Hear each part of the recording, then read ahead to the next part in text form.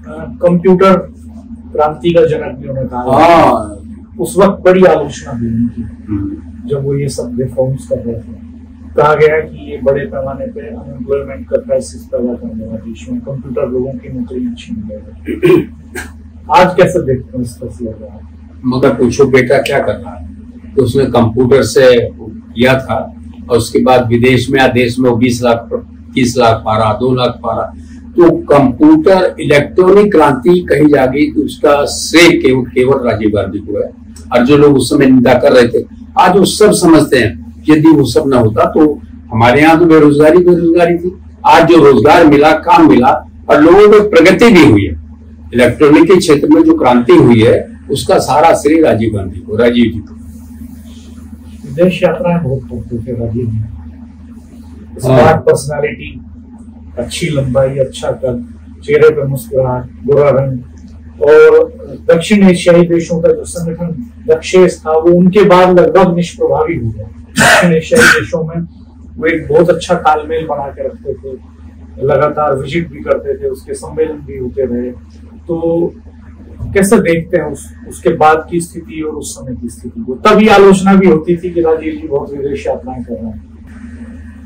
राणा जी, अंतर्राष्ट्रीय बातों से पहले में एक बात और भी कि जो महत्वपूर्ण बात है, उनके खिलाफ उन्हीं के बहुत करीबी और विश्वसनीय आदमी जो दूसरे दल में चले गए थे, बोफोर्स का मामला उठाया।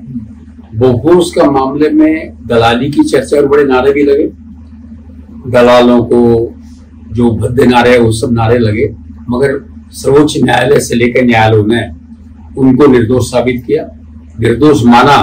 और आज भी मुझे याद है हमारे कई अखबारों ने संपादकीय लिखे और लिखा कि इस देश का इतिहास कभी माफ नहीं करेगा कि इतने ईमानदार आदमी को आपने कलंकित करने का प्रयास किया। ये संपादकीय है।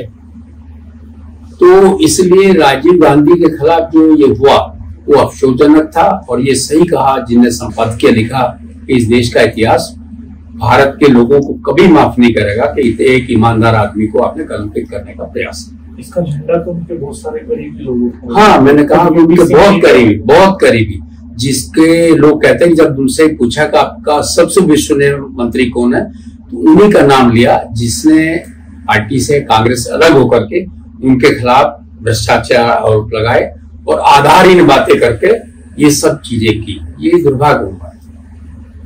आपको लगता है कि पॉलिटिक्स में इस तरह के जो स्कूप हैं वो फेक तरीके से क्रिएट किए जाते हैं और बाद में उनमें कुछ निकलता नहीं? हमने देखा बाद में 2G वाला जो घोटाला था उसका क्या हश्र हुआ, या और कई इसी तरह के फैसले।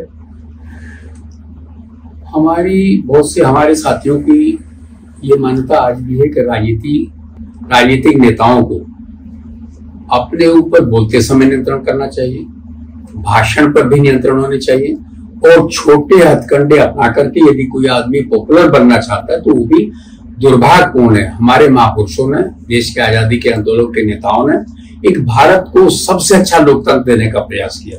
हमारा आजादी का संघर्ष गांधी के नेतृत्व जो हुआ वो भी दुनिया का आदर्श संघर्ष है।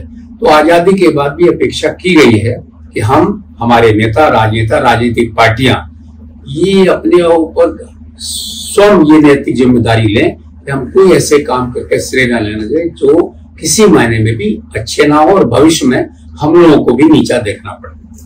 राजीव जी का एक खास अंदाज था बात करने का।